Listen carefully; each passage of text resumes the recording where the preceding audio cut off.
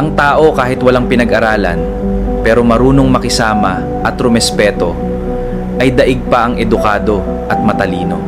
Hindi masamang magkaroon ng mataas na pinag-aralan. Sa totoo lang, isa itong malaking biyaya.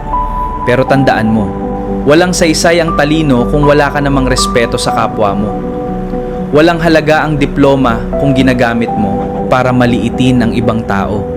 Marami tayong nakikilalang hindi nakapagtapos ng pag-aaral, pero marunong makisama. Marunong tumulong, tumupad sa pangako, at rumespeto sa lahat. At mayroon ding mataas ang pinag-aralan, pero mapagmataas, mapanghusga, at akala mo mas mataas na siya kaysa sa iba.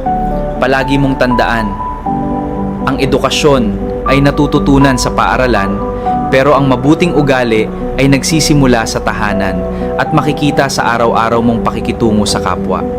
Mas gusto ng mga tao ang makasama ang isang taong mabait at marunong rumespeto kaysa sa isang taong matalino pero masama ang ugali. Kaya wag mong husgahan ang isang tao dahil lang sa hindi siya nakapagtapos ng pag-aaral. Hindi mo alam ang mga pinagdaanan niya sa buhay. Baka wala